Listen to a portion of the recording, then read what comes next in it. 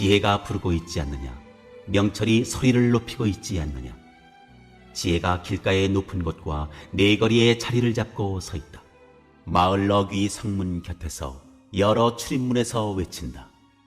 사람들아, 내가 너희를 부른다. 내가 모두에게 소리를 높인다. 어수룩한 사람들아, 너희는 명철을 배워라.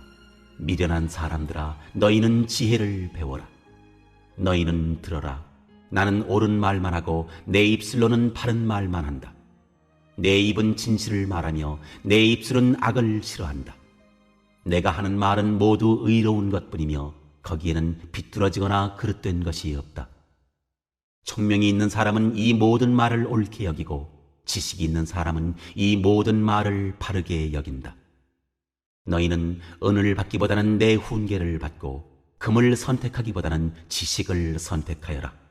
참으로 지혜는 진주보다 좋으며 내가 갖고 싶어하는 그 어떤 것도 이것과 비교할 수 없다. 나 지혜는 명철로 주소를 삼으며 지식과 분별력을 가지고 있다. 주님을 경외하는 것은 악을 미워하는 것이다. 나는 교만과 오만, 악한 행실과 거짓된 입을 미워한다. 내게는 지략과 건전한 지혜가 있으며 명철과 능력이 있다. 내 도움으로 왕들이 통치하며 고관들도 올바른 법령을 내린다. 내 도움으로 지도자들이 바르게 다스리고 고관들, 곧 공의로 재판하는 자들도 올바른 판결을 내린다. 나는 나를 사랑하는 사람을 사랑하며 나를 간절히 찾는 사람을 만나준다. 부귀와 영화도 내게 있으며 든든한 재물과 의도 내게 있다.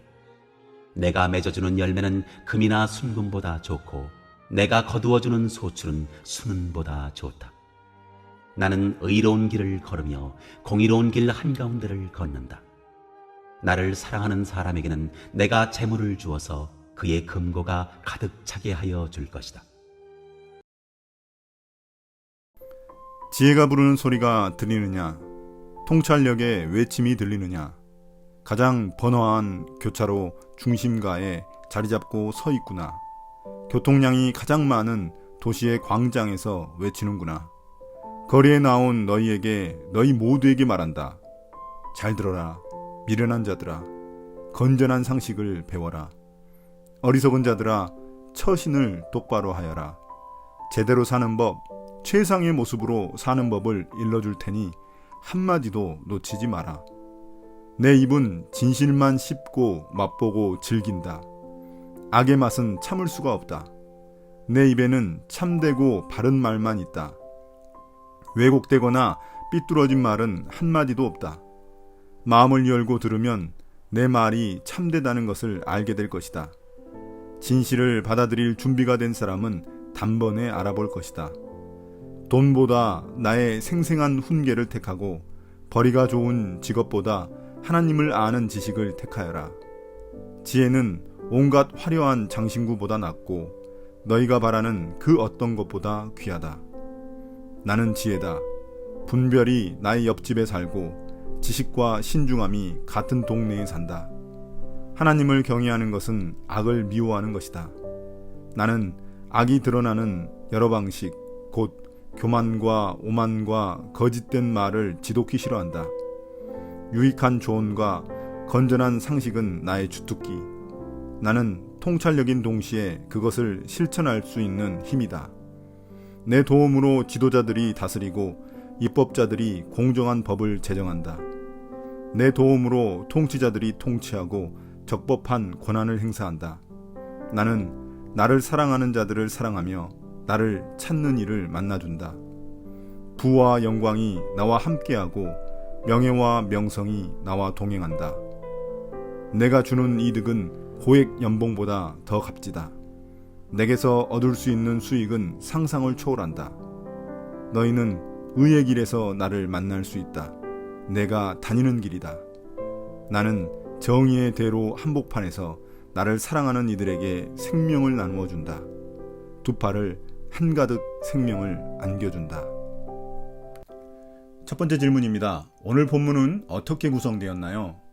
1절부터 3절은 지혜의 연설에 대한 서론 부분에 해당합니다.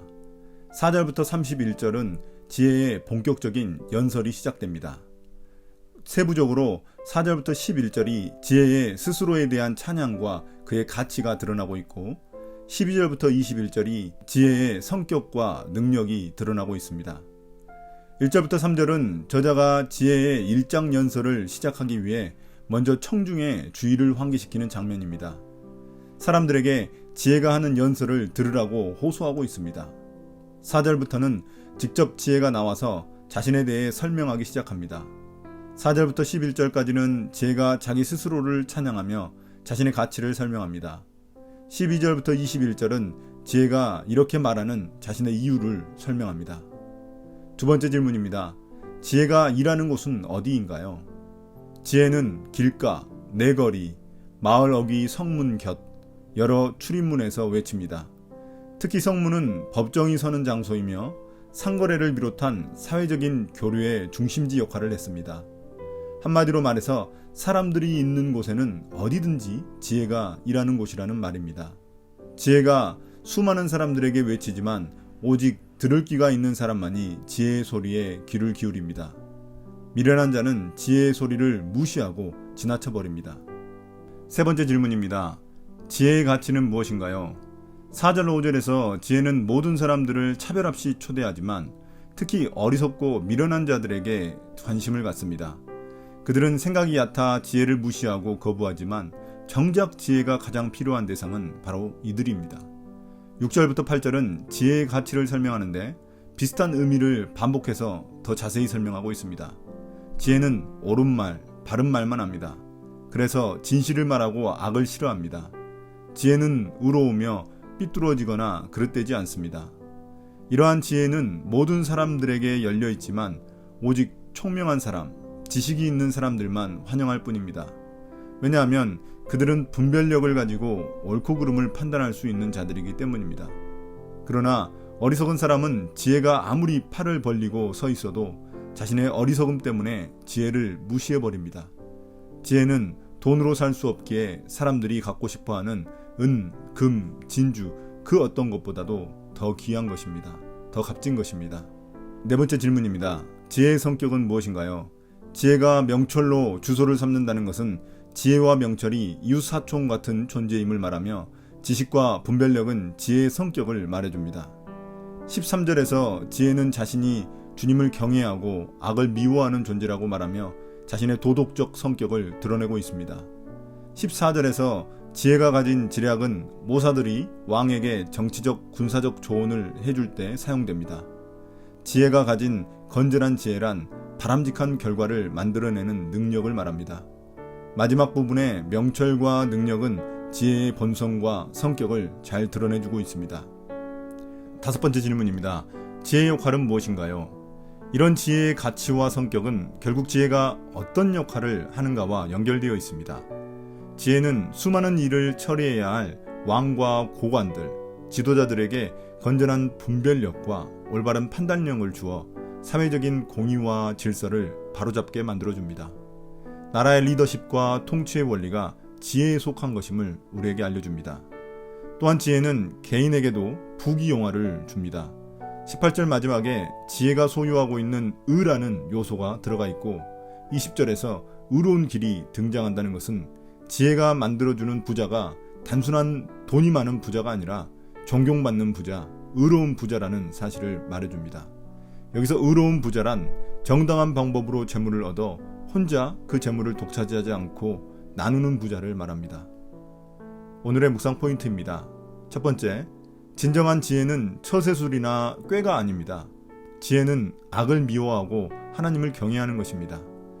지도자들이 선한 지혜로 사회의 질서를 잡고 백성들이 정직하고 깨끗하게 재물을 얻어 그것을 이웃과 나누는 삶이 바로 지혜로운 삶입니다. 두 번째, 나라의 지도자들에게 지혜란 매우 중요합니다. 그들이 백성들과 관련된 수많은 일들을 결정해야 하기 때문입니다. 우리나라 정치인들은 꾀는 많은데 지혜가 없습니다. 그들에게 진정 필요한 것은 주님을 경외하고 악을 미워할 건전한 지혜입니다. 이런 지도자들이 선출될 수 있도록 기도해야 합니다. 오늘 묵상을 마치겠습니다. 감사합니다.